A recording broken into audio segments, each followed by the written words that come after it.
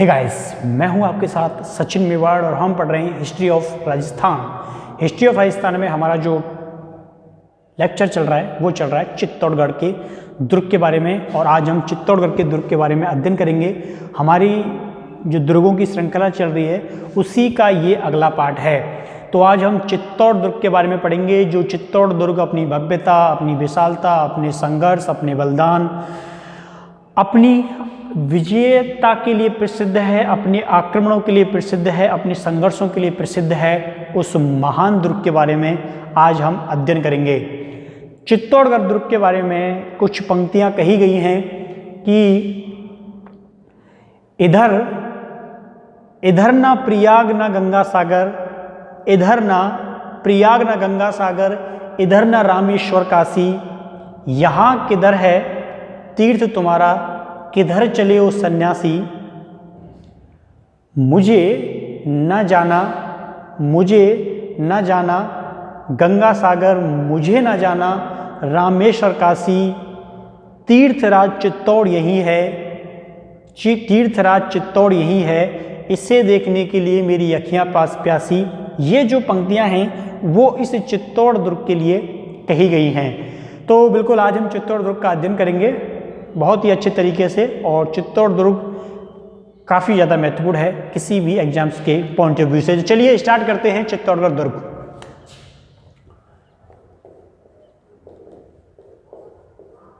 चित्तौड़ दुर्ग, चित्तौड़ दुर्ग आपको मालूम है, नाम से पता चल रहा है स्थान के बारे में।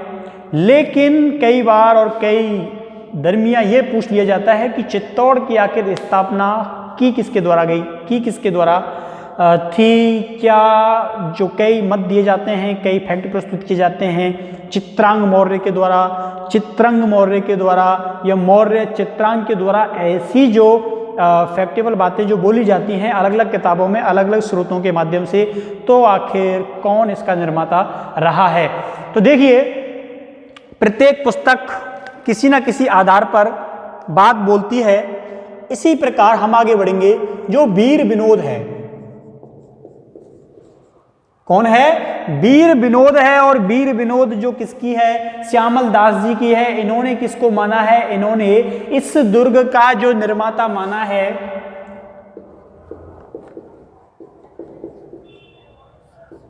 किसकी बात कर रहा हूं मैं? वीर विनोद पुस्तक के अनुसार इन्होंने जो इसका निर्माता माना है वो किसको माना है? चित्रांग मौर्य को माना है। किसको माना है? चित्रांग मौर्य को माना है। ठीक है, वीर विनोद के अनुसार इसके जो निर्माता हैं वो कौन हैं? वो हैं चित्रांग मौर्य। लेकिन इसके अलावा भी इस दुर्ग का निर्माता जो माना गया है किसके अनुसार? कुमारपाल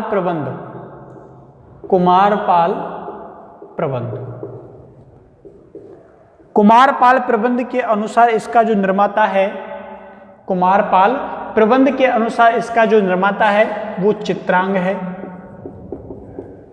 कौन है? चित्रांग है। और मूढ़ोत नेडसी के अनुसार इसका जो निर्माता है वो चित्रंग है। अब देखिए कितना बारीकी अंतर यहां पर इसकी स्थापना को लेकर है। चित्रांग मौर्य या फिर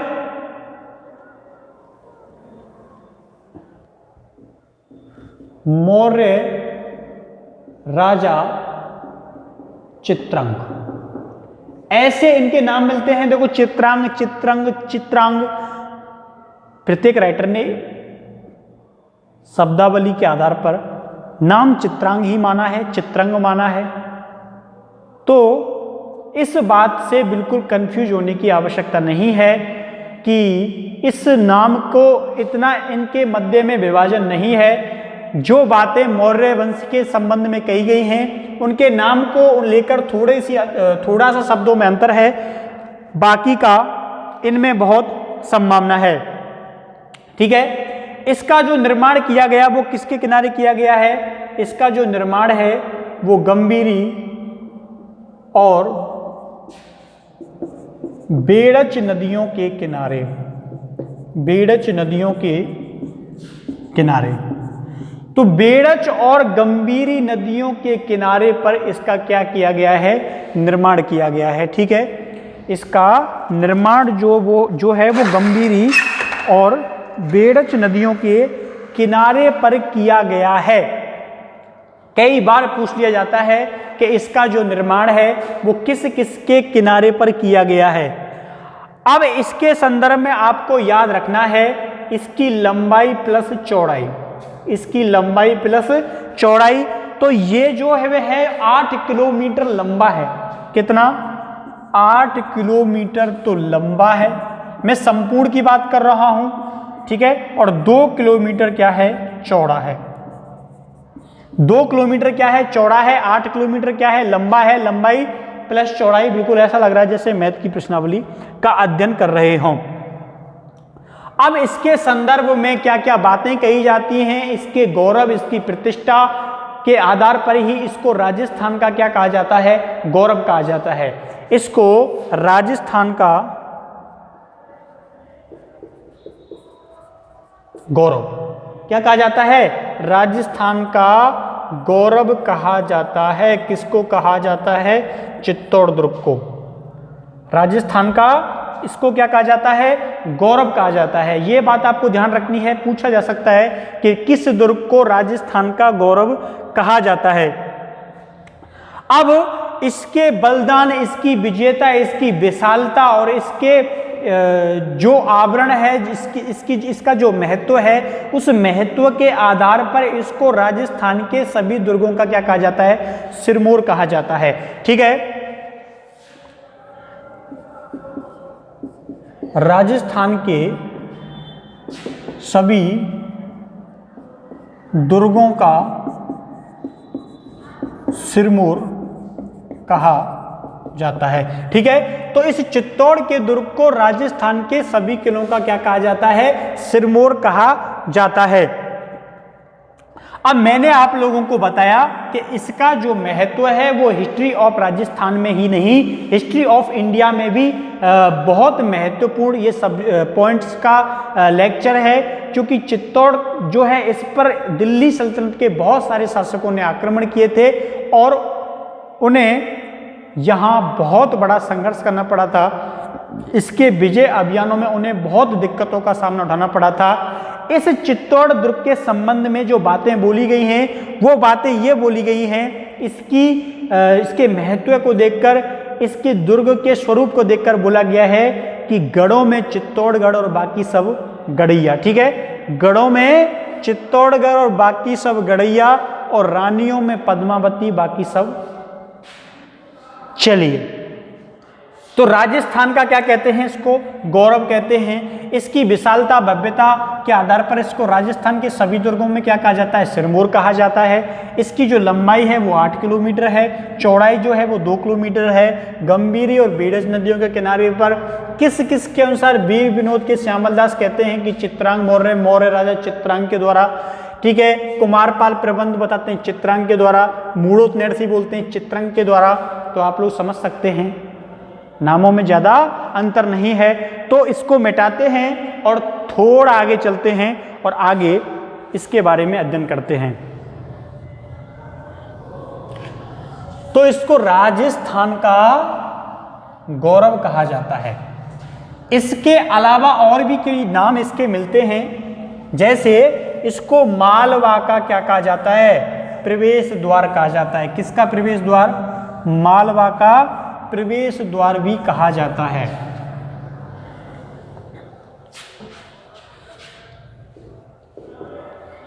मालवा का प्रवेश द्वार क्या कहा जाता है, इसको मालवा का प्रवेश द्वार कहा जाता है। इसके अलावा भी इसको कहा जाता है दक्षिणी राजस्थान का प्रवेश द्वार कहा जाता है। ठीक है, लिखिए,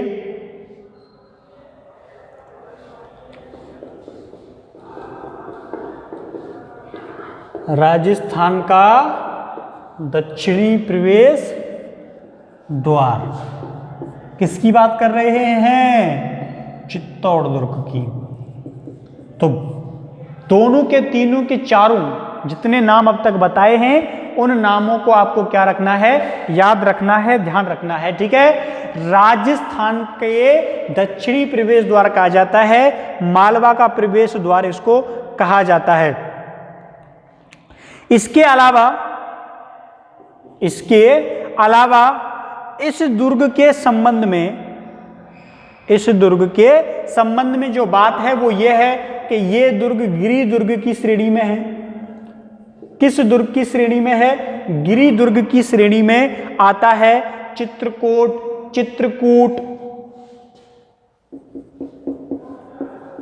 किसके नाम पर? चित्रांग के नाम पर ही। ठीक है। चित्रकूट या चित्रकूट किसके नाम पर पड़ा? ये चित्रांग के नाम पर। लेकिन इसी से बनकर क्या, किसका निर्माण हुआ?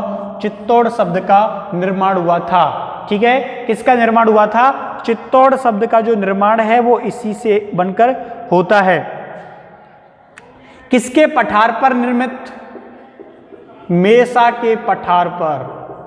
मेसा के पठार पर बना हुआ दुर्ग। मेसा के पठार पर बना हुआ दुर्ग है ये। किस पठार पर बना हुआ है? तो मेसा के पठार पर बना हुआ दुर्ग है। ये जो दुर्ग है वो राजस्थान का सबसे बड़ा क्या है? Living fort. राजस्थान का सबसे बड़ा क्या है? लिविंग फोर्ट है। कौन सा? चित्तौड़ का। सबसे ज्यादा लोग इस दुर्ग के अंदर रहते हैं। ठीक है। बिल्कुल एक कॉलोनी के बराबर। तो इस दुर्ग के अंदर सबसे ज्यादा लोग रहते हैं। आवासीय किला है एक प्रकार से। इस दुर्ग की जो आकृति है, छोटी छोटी कॉमन बातें हैं। इस दुर्ग की जो आकृति है वो कैसी है?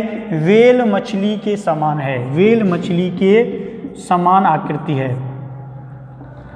वेल मछली के समान आकृति है। किसके समान आकृति है? तो वेल मछली के समान इसकी क्या है? आकृति है। दूसरा, इसके अंदर, इस दुर्ग के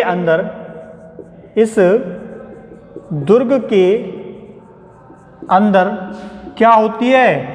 खेती होती है। क्या होती है? खेती होती है। और राजस्थान का एकमात्र ऐसा दुर्ग है जिस दुर्ग के अंदर कृषि होती है, जिस दुर्ग के अंदर खेती होती है।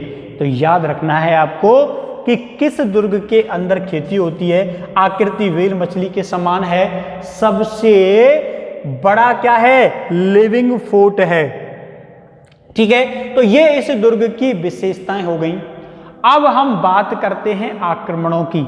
किसकी बात करते हैं? आक्रमणों की बात करते हैं कि इस पर आक्रमण कब कब, किस किस के समय, किस किस काल में हुए थे।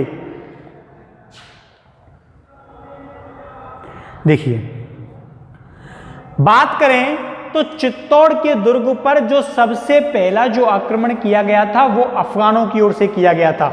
ठीक है। सबसे पहला आक्रमण यानी कि बाहरी आक्रमण, सबसे पहला आक्रमण अफगानी, सबसे पहला जो आक्रमण किया गया था वो किसके द्वारा किया गया था? अफगानी मामू के द्वारा किया गया। अफगानी मामू के नेतृत्व में हुआ था या अफगानी मामू के नेतृत्व में होता है? के नेतृत्व में होता है। इसके अलावा आप लोगों ने जब गुहिल वंश के बारे में अध्ययन किया था, गुहिल वंश को पढ़ा था, तो उसमें हमने आप लोगों को बताया था कि जो बप्पा रावल हैं, आप लोगों ने बप्पा रावल के बारे में पढ़ा था, जो गुहिल वंश के संस्थापक माने जाते हैं। कौन? बप्पा रावल। तो बप्पा रावल के द्वारा क्या किया गया? आक्रमण किया गया। बप्पा रावल के द्वारा आक्रमण किया गया। और जब आक्रमण किया गया तो तो उस समय यहाँ का शासक कौन था? तो यहाँ का शासक था मानमोरी। मानमोरी के ऊपर आक्रमण किया गया और मानमोरी को क्या किया गया? परास्त किया गया। मानमोरी को परास्त किया जाता है, परास्त किया जाता है।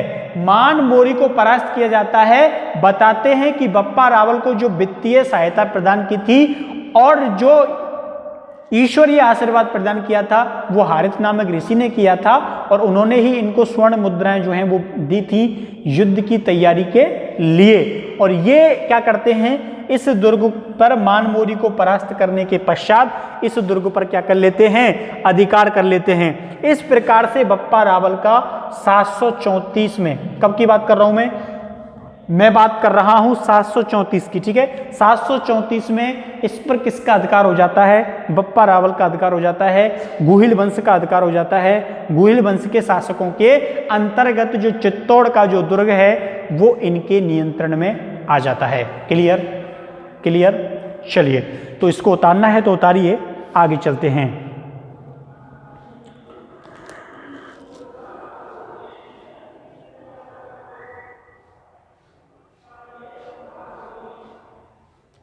अब देखिए चित्तौड़ दुर्ग, चित्तौड़ दुर्ग पूर्व में निर्मित था, लेकिन समय समय पर इसके अंदर इसकी मरम्मत, इसके अंदर निर्माण कार्य और बहुत से कार्य समय समय पर अपने अपने समय के शासकों ने कराते ये रहे। इसी कारण कुछ निर्माण कार्य चित्तौड़ के अंदर होते हैं और वो जैसे ही निर्माण कार्य होते हैं तो वो क्या बन जाता है? इतिहास बन जाता है। देखिए निर्माण में तो चित्तौड़ दुर्ग में, चित्तौड़ दुर्ग में सर्वाधिक जो निर्माण कराया, चित्तौड़ दुर्ग में सर्वाधिक निर्माण किसके द्वारा कराया गया था? कुंभा के द्वारा कराया गया था। सर्वाधिक निर्माण किसके द्वारा कराया गया? कुंभा के द्वारा। सर्वाधिक जो निर्माण कराया जाता है, ये सर्वाधिक निर्माण किसके द्वारा कराया जाता है? कुंभा के द्वारा कराया जाता है।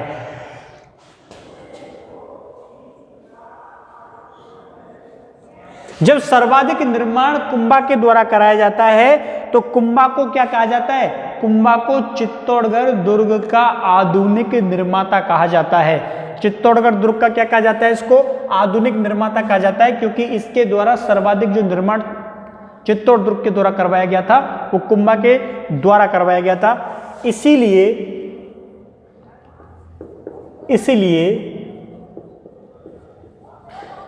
कुंभा को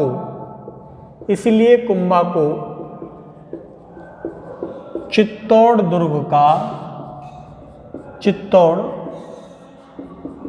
दुर्ग का आधुनिक निर्माता कहा जाता है। क्या कहा जाता है? चित्तौड़ दुर्ग का आधुनिक निर्माता कहा जाता है। किसको कहा जाता है? कुंभा को कहा जाता है। अब कुंभा की बात आई है तो हम लोग कुछ जान ही लें। क्या कर लें? कुछ जब बात कुंभा की आई है तो कुंभा के बारे में हम जान लें।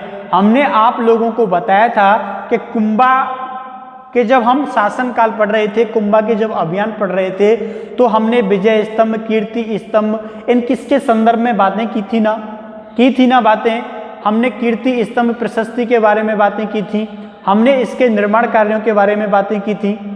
तो जैसे ही चित्तौड़ दुर्ग निर्मित है, इस चित्तौड़ दुर्ग के अंदर जो कुंभा को इसका क्या कहा गया है? आधुनिक निर्माता कहा गया है। तो इसके अंदर क्या निर्मित करवाया गया? विजय स्तंभ। क्या निर्मित करवाया गया? विजय स्तंभ जो है वो निर्मित करवाया गया था। और विजय स्तंभ जो है वो निर्मित करवाने की जो समय अवधि है वो है 1440 से लेकर के और 1448, ठीक है। इस विजय स्तंभ की जो समय अवधि मानी जाती है, कालखंड माना जाता है, वो 1440 से लेके और 1448 के मध्य में इसके निर्माण काल की अवधि मानी गई है, ठीक है। ये जो निर्मित करवाया गया था, ये निर्मित किस लिए करवाया गया था? तो इसका जो निर्माण है वो सारंगपुर में कुंभा की जीत के पश्चात उसकी विजय उपलक्ष्य में, क्योंकि जो सारंगपुर का जो युद्ध है वो सारंगपुर का युद्ध 1437 में हुआ था। 1437 में विजय प्राप्त हुई थी किसको? कुंभा को। और इसी विजय के उपलक्ष्य में इसका क्या कराया गया? निर्माण कराया गया। ठीक है, सारंगपुर विजय के उपलक्ष्य में, सारंगपुर विजय के उपलक्ष्य में 1437, ठीक है, 1437 में तो विजय स्तंभ का क्या कराया जाता है? निर्माण कराया जाता है। इस विजय स्तंभ में, इस विजय स्तंभ की जो साइड है, ये जैसे ये विजय स्तंभ है और इस विजय स्तंभ की बगल में क्या है? कीर्ति है। क्या है? कीर्ति स्तंभ है। क्या बोलते हैं उसे? इसे बोलते हैं कीर्ति स्तंभ प्रशस्ति। इसे क्या बोलते हैं? इसे बोलते हैं कीर्ति स्तंभ प्रशस्ति। इस क्या करती है? विजय का व्याख्यान करती है। क्या करती है? विजय का व्याख्यान करती है। अब देखिए, विजय स्तंभ जो ये निर्मित कराया गया है, ये विजय स्तंभ किसको समर्पित है? विष्णु को समर्पित है। किसको समर्पित है? विजय स्तंभ जो है वो विष्णु को समर्पित है, इसलिए इसे किस नाम से भी जाना जाता है? इसको विष्णु स्तंभ भी कहा जाता है। इसके अलावा इसको हिंदू मूर्तिकला, इसको हिंदू मूर्तिकला का अनमोल खजाना कहते हैं। हिंदू मूर्तिकला का अनमोल खजाना, हिंदू मूर्तिकला का इसको क्या कहा जाता है? अनमोल खजाना कहा जाता है। इसके अलावा भारतीय मूर्तिकला का विश्वकोश कहते हैं।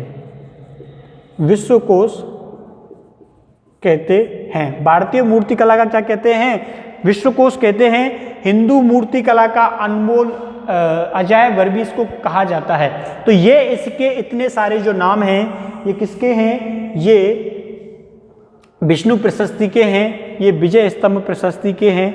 ठीक है, तो ये इसके द्वारा निर्मित कराए गए महत्वपूर्ण कार्यों में से एक कार्य है और इसकी जो प्रसिद्धि है वो विश्व भर में है। विश्व के इतिहास में इसका नाम जो है वो स्वर्णिम अक्षरों में दर्ज है।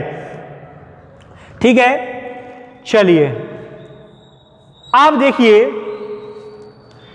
ये कहा जाता है कि जो ये विजय स्तंभ है, ये जो विजय स्तंभ है, इस विजय स्तंभ की जो ऊंचाई है वो 120 फुट बताई जाती है। कितनी? 120 फीट इस विजय स्तंभ की क्या बताई जाती है? ऊंचाई बताई जाती है। क्या बताई जाती है? ऊंचाई बताई जाती है। इसमें मंजिलें कितनी हैं? 1 2 3 4 5 6 7 8 और 9। तो इसमें 9 मंजिला है। कितनी मंजिला है ये? ये 9 मंजिला बनी हुई है। और इसकी जो तीसरी इमारत है, इसकी जो ये तीसरी इमारत है, इस तीसरी इमारत पर अरबी भाषा में 9 बार क्या लिखा हुआ है? अल्लाह लिखा हुआ है। मैं क्या बोल रहा हूं? मैं ये बोल रहा हूं, इसकी जो ये नवी इमारत है, इस 9वीं इमारत में तीसरी इमारत पर 9 बार, कितनी बार? 9 बार किस भाषा में? अरबी भाषा में क्या लिखा हुआ है? अल्लाह लिखा हुआ है।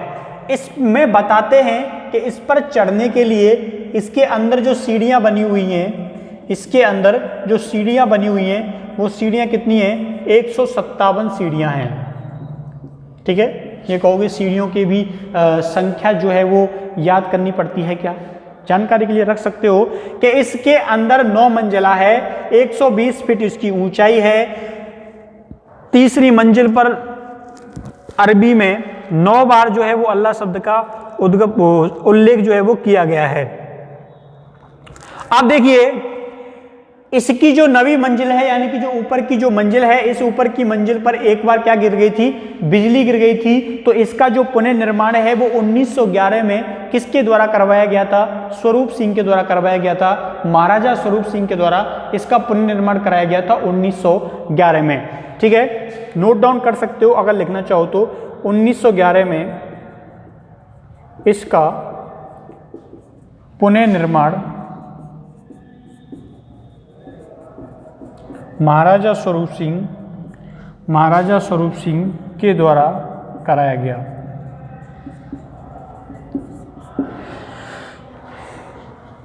कारण क्या था? बिजली गिर जाने के कारण। बिजली गिर जाने के कारण क्या हुआ था? इसकी जो नवी मंजिल है, नवी मंजिल है, ये क्या हो गई थी? क्षतिग्रस्त हो गई थी और इसका क्या कराया गया था? पुनः निर्माण कराया गया था। ठीक है, अब देखो ये जो विजय स्तंभ है, इस विजय स्तंभ का जो प्रमुख शिल्पी माना जाता है, इस विजय स्तंभ का प्रमुख शिल्पी बनाने वाला जो होता है ना,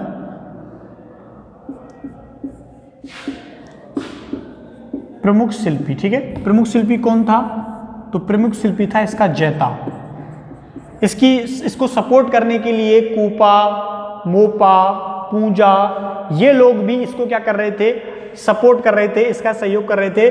लेकिन मुख्य शिल्पी जो है, प्रमुख शिल्पी जो है वो किसको माना गया है? वो माना गया है जैता को। ठीक है, तो आप लोग उतारिए इसको फटाक से, उसके बाद इसको मिटाते हैं और आगे चलते हैं।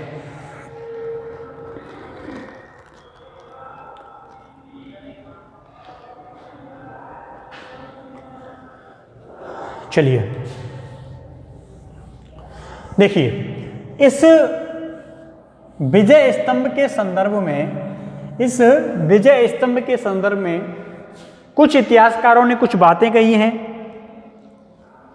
कुछ इतिहासकारों के द्वारा कुछ बातें की गई हैं, जिनमें कर्नल जेम्स टोड हैं। कर्नल जेम्स टोड के द्वारा यह बात बोली गई है कि भले ही जो कुतुब मीनार है वो ऊंची हो, लेकिन विजय स्तंभ की कारीगरी जो है वो बढ़कर है। ये बात किसने बोली है? ये बात कर्नल टोड ने बोली है। किसने बोली है? कर्नल टोड के द्वारा बोला गया है कि भले ही कुतुब मीनार की ऊंचाई ज्यादा हो, भले ही कुतुब मीनार की ऊंचाई ज्यादा हो या बेहतर हो,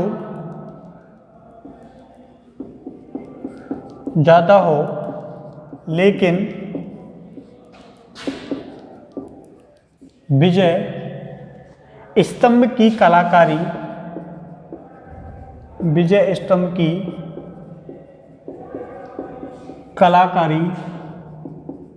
बेहतर है। ठीक है, तो इन्होंने इसकी तुलना कुतुब मीनार से की है। कहा कुतुब मीनार हो सकता है लंबाई में ज्यादा हो, लेकिन जो विजय स्तंभ के ऊपर जो कलात्मक आकृतियां निखारी गई हैं वो उससे कहीं ज्यादा बेहतर हैं। इसके अलावा कर्नल टोड साहब के अलावा इसके संदर्भ में फर्ग्यूसन ने क्या कहा है? किसने?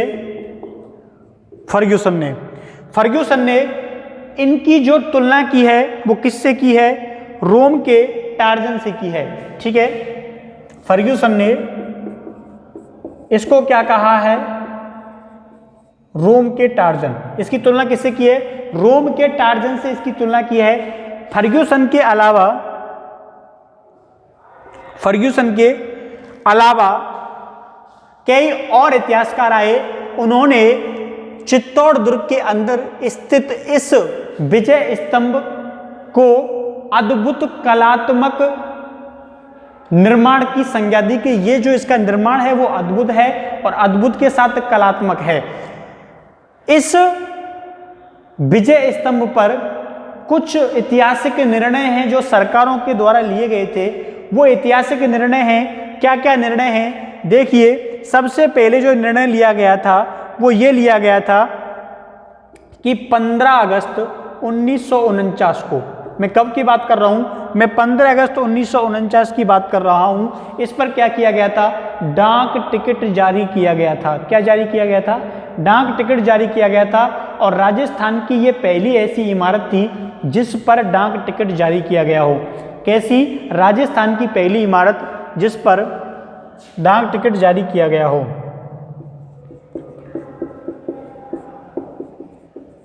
डाक टिकट जारी किया गया। और ये राजस्थान की पहली इमारत है, राजस्थान की पहली इमारत। ठीक है, कौन सी? चित्तौड़। कब? 15 अगस्त 1991 में, वो 49 में क्या जारी किया गया? डाक टिकट जारी किया गया। इसके अलावा आप लोगों ने जो राजस्थान पुलिस का जो लोगो है वो देखा होगा। राजस्थान पुलिस का प्रतीक चिन्ह है, ये क्या है? राजस्थान पुलिस का प्रतीक चिन्ह है। राजस्थान पुलिस का क्या है? ये प्रतीक चिन्ह है। ठीक है, चलिए, राजस्थान पुलिस का ये क्या है? प्रतीक चिन्ह है। तो 15 अगस्त 1949 को डाक टिकट जारी किया गया। राजस्थान की पहली इमारत, राजस्थान पुलिस का जो प्रतीक चिन्ह है, ये आप लोगों की वर्दी पर देखा करो, यही छपा होता है। ठीक है, यहाँ पर आप लोग जब देखोगे तो ये विजय स्तंभ जो है वो बना हुआ होता है। इसके अलावा इसके अंदर स्थित क्या है? जैन कीर्ति स्तंभ। इसके अंदर निर्मित प्रमुख इमारतों में किसका नाम आता है? जैन कीर्ति स्तंभ का निर्माण आता है। इसका जो निर्माण है वो किसके द्वारा किया गया था? इसका जो निर्माण है वो करवाया गया था जैन बघेरवाल जीजा के द्वारा।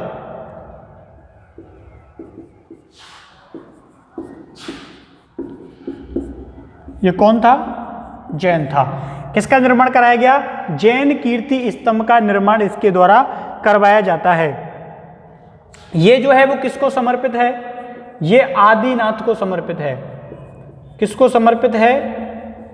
ये जो है जैन कीर्ति जो स्तंभ है, ये जैन कीर्ति स्तंभ आदिनाथ को समर्पित है, इसीलिए इसको आदिनाथ स्मारक कहा जाता है। इसलिए इसको आदिनाथ स्मारक कहा जाता है। इसको क्या कहा जाता है? इसको आदिनाथ स्मारक कहा जाता है। क्लियर? किसको समर्पित है? आदिनाथ को समर्पित है। किससे संबंधित है? जैन से संबंधित है। निर्माण किसके द्वारा कराया गया? बेगवाल जीजा जैन के द्वारा करवाया जाता है। अब इसकी जो प्रशस्ति है, इस प्रशस्ति का जो निर्माण करता था वो कौन था? अत्रि था। लेकिन अत्रि के द्वारा इसकी शुरुआत की जाती है और इसका जो समापन किया गया था वो किसके द्वारा किया गया था? महेश के द्वारा किया गया था। इसका जो समापन है वो किसके द्वारा किया गया था? महेश के द्वारा किया गया था। इसकी शुरुआत है वो किसके द्वारा की गई थी? अत्रि के द्वारा की गई थी। ये जो है वो विजय स्तंभ से छोटी है और ये कितनी मंजिला है? ये 7 मंजिला है। उसकी जो ऊंचाई थी वो 120 फुट थी, ये 75 फीट ऊंची है। ठीक है, तो याद रखना है 7 मंजिला और 75 फीट ऊंची। कितने फीट ऊंची? 75 फीट ऊंची है। तो ये इस प्रकार से जैन स्तंभ प्रशस्ति भी पूरी हो जाती है। अब इसके अंतर्गत कुछ और इमारतें हैं, उन इमारतों के बारे में मोटी मोटी बातें करते हैं। जैसे इसके अंतर्गत पद्मनी महल स्थित है। पद्मनी का महल है वो निर्मित है और वहाँ पे आप लोग कभी गए हो चित्तौड़ के दुर्ग के अंदर तो आपने उस महल को निश्चित ही जरूर देखा होगा। ठीक है, तो इसके अंदर कुछ अन्य इमारतें हैं जिनके अंतर्गत पद्मनी महल आता है। दूसरा जो आता है प्रकाश महल आता है। कौन सा महल आता है? पद्मनी महल आता है। पद्मनी महल के बाद एक जो इमारत है उसका नाम क्या है? प्रकाश महल है। प्रकाश महल के अलावा इसके अंदर जो निर्मित करवाए गए हैं वो कुंभा के महल हैं। किसके महल हैं? कुंभा के महल इसके अंतर्गत निर्मित करवाए गए हैं। तो ये कुछ महल हैं, पद्मनी महल, प्रकाश महल, कुंभा के महल। अब इसके अंदर कुछ इमारतें हैं, इमारत नहीं मंदिर जो हैं, कुछ मंदिर भी हैं इस दुर्ग के अंदर। क्या हैं? कुछ निर्मित भी हैं, वो क्या बोलते हैं? मंदिर भी हैं। उन मंदिरों में शमद्देश्वर का मंदिर है, कालिका का मंदिर है। किसका मंदिर है? कालिका का मंदिर। किसका मंदिर है? कालिका का मंदिर है। इस कालिका के मंदिर के अलावा इसमें एक मंदिर जो निर्मित है वो मीरा का मंदिर है। किसका मंदिर निर्मित है? मीरा का मंदिर निर्मित है। इसके अलावा इसमें श्रृंगार चबरी का मंदिर भी बना हुआ है। श्रृंगार चबरी का मंदिर भी निर्मित है। किसके अंदर? चित्तौड़ दुर्ग के अंदर ये भी निर्मित है। अब चित्तौड़ दुर्ग के अंदर कुछ साके भी हुए थे। कितने साके हुए थे? तो इस दुर्ग के अंदर टोटल 3 साके हुए थे। कितने साके हुए थे? 3 साके हुए थे। और प्रत्येक जो साका है वो अपनी अलग पहचान, अलग शासक के समय, अलग काल में, अलग अलग समय पर क्या हुआ था? घटित हुआ था। देखिए, पहला जो साका है उसकी स्टोरी कुछ अलग है, कुछ खास है। रतन सिंह और पद्मनी वाली कहानी आप लोगों ने सुनी होगी। जिस समय किसका आक्रमण होता है? अलाउद्दीन खिलजी का आक्रमण होता है। कब होता है? 1303 में होता है। तो इसका जो प्रथम साका होता है, इसका जो प्रथम साका होता है वो कब होता है? 1303 में इसका प्रथम साका होता है। इसका प्रथम साका हो गया। कब हो गया? 1303 में हो गया। जो दूसरा साका है वो दूसरा साका आप लोगों को याद हो, जिस समय हुमायूं के लिए क्या भेजी गई थी? राखी भेजी गई थी, मदद की राखी भेजी गई थी। लेकिन बहादुर शाह के खिलाफ वो नहीं आता है। तो फिर बाद में क्या होता है? साका होता है। कब होता है? 1535 में होता है। सेकंड कब हुआ? 1535 में हुआ। उस समय हाड़ी रानी जो कर्मावती थी वो क्या करती है? जौहर करती है। क्या करती है? जौहर करती है। इसके बाद में जो इसका थर्ड साका हुआ था, इसका जो थर्ड साका होता है वो कब होता है? वो अकबर के समय होता है, जब अकबर जो होता है चित्तौड़ दुर्ग के चारों ओर घेरा डाल देता है।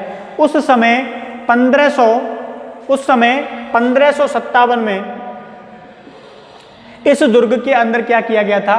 साका किया गया था। अब इस प्रकार यह दुर्ग जो है अपने 3 साकों के लिए क्या है? प्रसिद्ध है। तो इसके अंदर जो महल निर्मित थे वो महल आप लोगों ने पढ़ लिए। अब देखिए, और इसके अंदर जो मंदिर हैं वो मंदिर आपने पढ़ लिए। इसके अंदर प्रथम साका 1303, द्वितीय साका 1535 और जो तीसरा साका है वो 1557 नहीं 67, ठीक है, 1567-68 1567-68 में क्या हुआ था? ये साका हुआ था। तो ये चित्तौड़ दुर्ग से संबंधित जो महत्वपूर्ण फैक्ट थे वो आप लोगों ने पढ़े, और इसमें जो महत्वपूर्ण चीजें घटित हुई उन महत्वपूर्ण चीजों को भी आप लोगों ने जाना और समझा। तो इस प्रकार से चित्तौड़ दुर्ग में आज के लिए इतना ही। कल फिर नए दुर्ग के साथ, नए लेक्चर के साथ मिलते हैं। तब तक के लिए थैंक यू, धन्यवाद, बाय बाय।